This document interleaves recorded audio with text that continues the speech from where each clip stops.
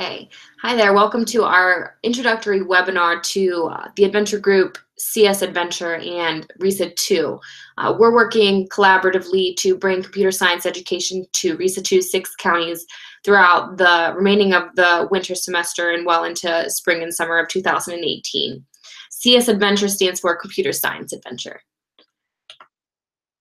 Real quickly, my name is Amber Ravenscroft. I am the Manager of Innovation for the Adventure Group.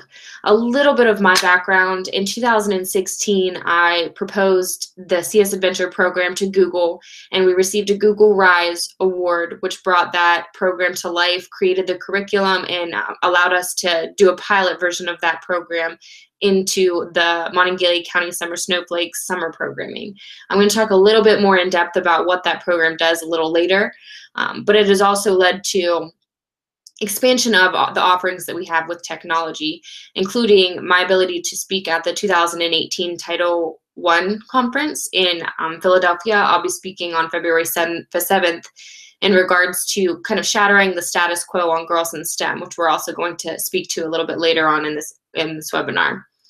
I am the program manager and creator of CS Adventure, so that is why I'll be talking to you today, and I will be the primary point of contact moving forward with the RESA 2 program.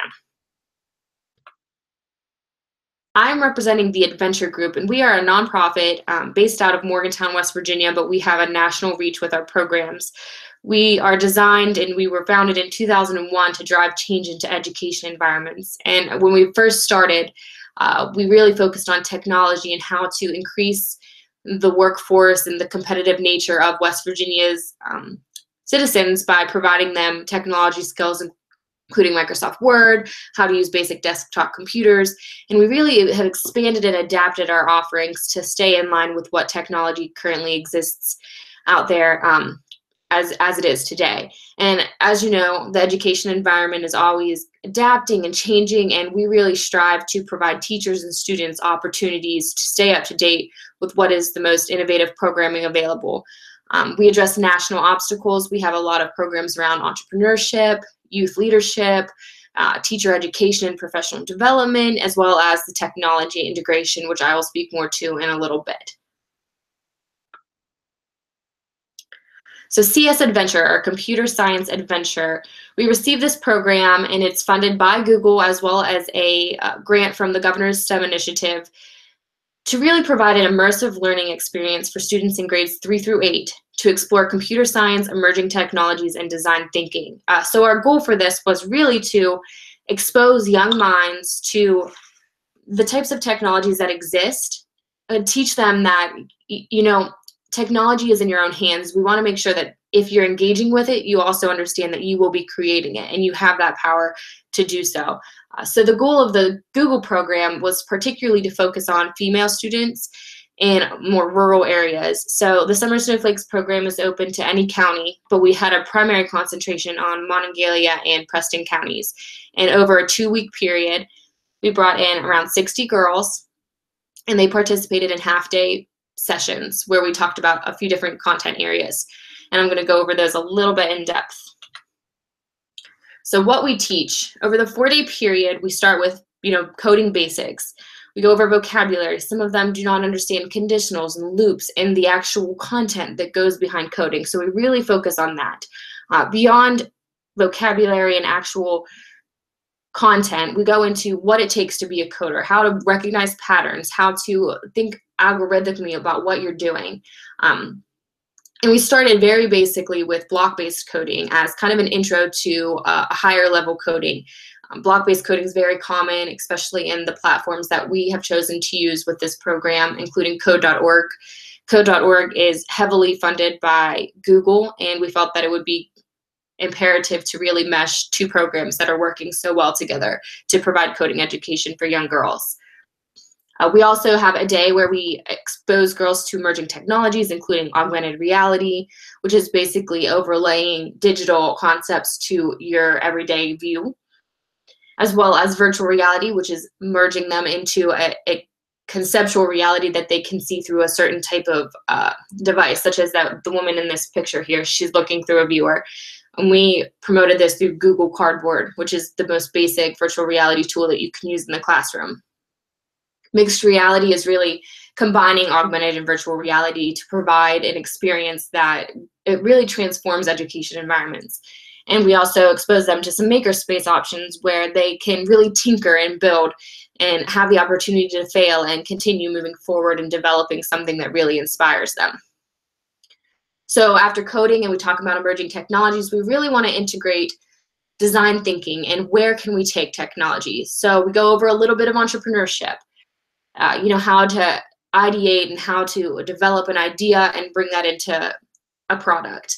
We go over game design. So for example, the older grade levels, we had a 6th through 8th grade class. We challenged them at the end of 4 days to have a complete game with 5 different dynamics, including a goal, some pieces, so players or an object or something where they had an actual goal and it could be played and it could be won. And I'm happy to report that over 95% of the class had a functional game at the end of 4 half-day sessions. As I mentioned earlier, we talk about ideation and how to think critically about what needs there are in your community and how to develop and use technology to address those needs, which ties into development, taking an idea and actually making it work and making it successful and viable. And the purpose, the whole need for this program came from, I was just browsing computer science facts. We have a training for the Diocese of Wheeling-Charleston where we talked a little bit about computer science, and I always like to kind of spearhead any professional development around technology with why is this important? Because we are so aware of teachers having to take on so many things, and we understand that it can be a little bit overwhelming, and computer science is one of those things that if it's something that's not really eminent or clear, it might slip through. So in 2015, this statistic really struck me.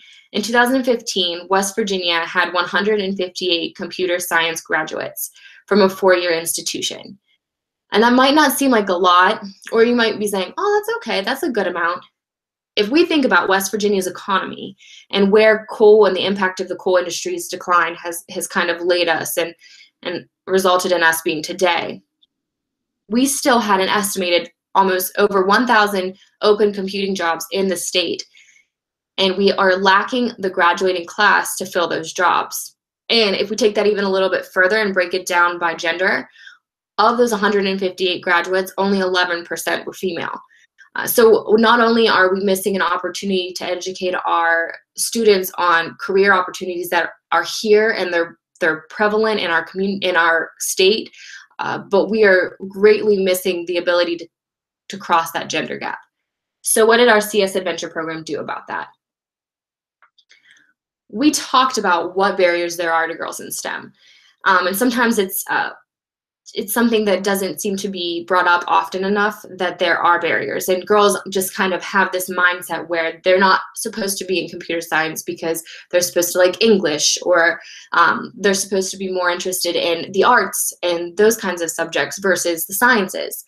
And just within my group of 60 female students from Monongalia and Preston counties, many of whom have fathers and family members that are in a tech industry, they still were showing signs of thinking that they were not able to enter a science or math or a computer science field because they were female. We had a question on one of our pre-surveys that was, why do you think there aren't as many female computer scientists as there are male computer scientists? And we had an array of answers, and one of them was, because I think that females are supposed to be stay-at-home moms.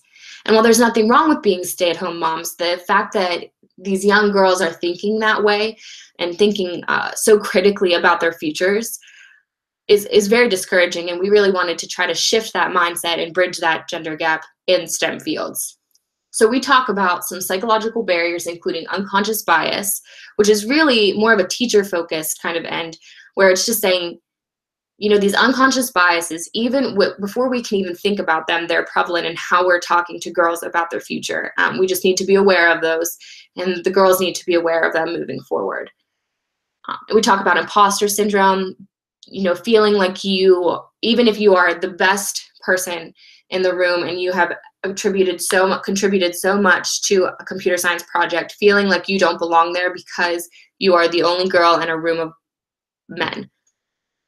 And then we go into stereotype threat, which is basically if there's a stereotype about a group, they're more often likely to embody that stereotype than they are to go against it because they already feed into that. And we want to talk about these and make sure that these girls are aware of them so that they have steps to overcome them. And that's so important. And we saw a significant change in mindset just in one half-day session talking about these. And we encourage girls to write their personal mantra and how to really overcome this and say that they could be computer scientists, because by the end of this, they had already developed full apps that many grown adults couldn't do. And it was super encouraging to see them live working on this program and how to overcome these gaps and working together as teams to really talk about why females and why girls should be more interested in computer science. As a part of this program, we also offer what's called the Women in Tech webinar series, where we bring in women mentors who have experience in the tech field, and we really just ask for their advice and their stories. So pictured here is Shannon McLaughlin. She was our first webinar. She is a data analysis for IBM, and she was perfect in kind of explaining what it was like to be in class and to be in college with many, many men and few women, and that experience and how it really drove her to want to kind of break those chains around why women can't be in STEM. And then featured here also is our, Shannon is at the top, and our president and CEO, Dr. LaDotta Taylor, is at the bottom. And LaDotta is unique in that she began her career as a computer science teacher, and she quickly recognized the fact that West Virginia and many people in this area were not getting enough technology. And so she is unique in that she is more of a computer science and a technology advocate and a very powerful woman entrepreneur. And her story is so meaningful and has impacted many of the students who have heard her speak. So we were very thrilled to have her be part of the Women in Tech program. And these resources are available online for anybody to use, and I encourage anybody and any teacher to show them in the classroom, as well as offer them as like a take-home kind of resource for students that maybe might not show interest in the classroom, but they're very interested when they do go home. So our impact, we saw a significant increase in content knowledge. So before they were operating around 44% for their pre-tests, and then by the end of it, they were averaging around 85. So we saw a significant jump in where they were with their content knowledge, how to code, what coding vocabulary was, and those kind of nature of questions. And we also saw a significant shift in pursuing computer science and STEM in their future education, not just college, but also high school, and offered computer science classes in high school. So we would say probably nearly a double increase in that interest in pursuing computer science and STEM classes in high school. So I want to challenge you, and this is something for specific to RESA 2 teachers and curriculum instructors and principals. Not a challenge, but we're curious as to what kind of computer science opportunities are currently available in your school. And we really want to gauge where you are at in offering these opportunities to your students so that we can tailor our professional development services and professional development webinars to really meet your needs. So depending on, are you active in computer science? Have you offered Hour of Code? Do you have access to resources that are needed for computer science? We really want to hear from you and kind of gauge what you're currently doing. So we will be sending a survey out that just offers the opportunity to really showcase what you are doing and kind of give us an idea of where we're starting. Following that, we're also going to ask, what do you need? What types of resources and professional development opportunities do you need to help integrate computer science into your schools? We really want this to be a supportive program. We don't want to just come in and give you a bunch of resources and not support actually implementing those in the classroom. So we'll be sending out a survey that has where you are and where you need to be and what we need to get you there. And these are just a couple of ideas for webinar topics that I think will be beneficial to your students. We can tailor those to specific grade levels. We can also, and we're currently exploring the opportunity to expand to high school levels, where we would have them work through social entrepreneurship and giving back to the community and developing apps through a little bit more sophisticated coding softwares, including MIT App Inventor and actual development of JavaScript and CSS+, and those kinds of languages, so that we can really encourage growth from a K through 12 level. So what we would think about talking about is design thinking, how to get students to think critically about what they can provide and build through technology. We would offer computer science basics, so starting a vocabulary, algorithmic thinking, pattern recognition, the basic understanding of computer science that could be integrated across content levels and across subjects and grade levels. As I recommended earlier, psychological barriers to STEM, particularly for your female students and also for the male students in your classrooms, to be aware of those as well, would be greatly beneficial in increasing their motivation and their engagement with STEM subjects, as well as their potential interest in pursuing those at a higher education level. A lot of our CS Adventure program was kind of implemented through unplugged CS activities, meaning the students were not on the computers coding. They were doing coding via making a dance routine so that they could talk about pattern recognition and loops, or doing relay programming where they talk about kind of identifying bugs and debugging code. So a lot of these activities would be perfect for classrooms that don't have readily available access to technology. And we can put together a webinar that talks about those, really talks about engaging students and how to get them up and moving and thinking critically about computer science. To many students, computer science, when they hear that term, is kind of an abstract thought. So putting physical activities together to kind of make the different concepts come to life is super helpful in making them understand the relation to it when they actually get on a computer.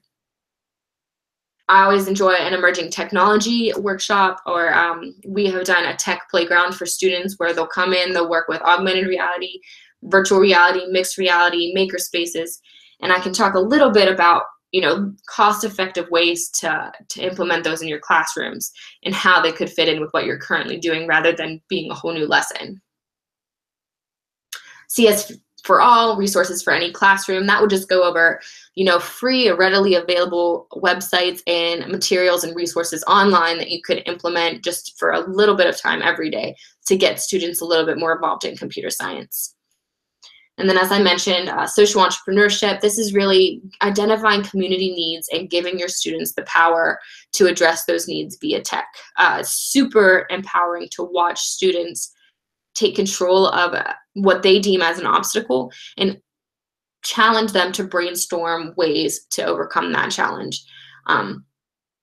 And this really sets home the idea of failure and moving forward from failure. And I'm not sure if you're familiar with the growth mindset kind of topic. I'd be happy to do a webinar on growth mindset itself. It's an emerging education term, but social entrepreneurship really sets home the power of student voice, the ability to include a growth mindset in their daily life, and having the ability to make changes in their own community. It's super important for us to integrate entrepreneurship and social activity into any kind of classroom.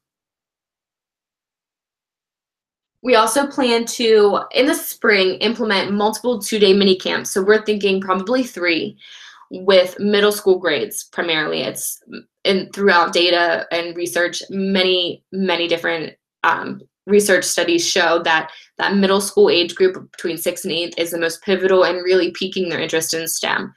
So what we're going to do is we're going to host multiple 2-day mini camps that mirror the CS Adventure curriculum we piloted at the Summer Snowflakes program, and we'll work in spring and summer 2018 to implement one of those for every 2 counties. So there'll be 3 total. And more logistics will follow those, but we'll be doing the exact same kind of curriculum where we talk about coding, and then we go into emerging tech, and we go into really designing and thinking about your own programs, and we'll really build these students throughout the process. And that will be open not just to female students, but also to male students. So we don't want to eliminate anybody or kind of discourage boys from pursuing computer science because it is such a growing industry. We just want to promote computer science in general and really provide the tools to pique their interest and their engagement with this. So there will be more details to come about the RESA 2 CS Adventure camps. Stay tuned for that. So next steps, I'm going to send out a survey that as I mentioned before, will identify where you are at in your computer science education, where you could be, what kind of resources and needs you have to get there. And then I'm going to review and maybe ask some recommendations on a PD structure. How many webinars are you interested in? What kind of is a webinar the best format? We're using our remaining Google Rise funding to kind of spearhead this initiative in RESA 2. So there is limited opportunities for in-person professional development, but the structure of webinars, and if we want to do conference calls or one-on-one mentoring with specific curriculum instructors or teachers, that's very flexible. So based on your needs, we'll really tailor it to that. Another next step I think is really important is Computer Science Education Week, and that kicks off December 4th through the 10th. And so what we'll be doing is we'll be sending out a kind of an hour of code promo where we ask you to just have your students exposed to coding for 1 hour, perform an hour of code, and I will be providing a bunch of different resources that offer free hour of code computer science lessons online to kind of spearhead that, get your students thinking about it, and then as you are working and doing that hour of code during Computer Science Education Week, just let us know and we'll promote that on our social media. We'll send that back to Google, and we'll create a really collaborative computer science kind of atmosphere within RESA 2, the Adventure Group, and send it back to Google.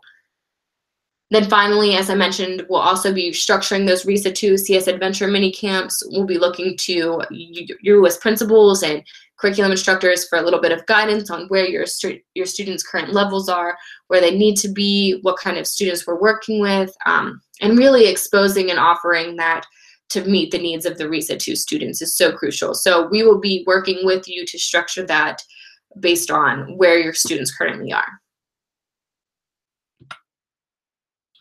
So thank you very much. I know this was a lot of information. I just wanted to introduce our CS Adventure program. We will be in touch in developing a lot more survey items and professional development opportunities, webinars, and I am always available via email or cell phone for any questions. My email's right there at the bottom, aravenscroft@edvgroup.org. And my phone number is 301-268-1623. You can text or call at any time. I'm happy to talk about it. I'm so passionate about computer science and providing opportunities to young students that even I know if I had been exposed to computer science at the younger age or within my K through 12 experience, it really might have shifted where I went with higher education. And I think it's crucial to provide those opportunities to students today. So thank you for your time. I look forward to working with you all. I hope that you have a wonderful rest of your day, and I look forward to being in touch with you. Thank you.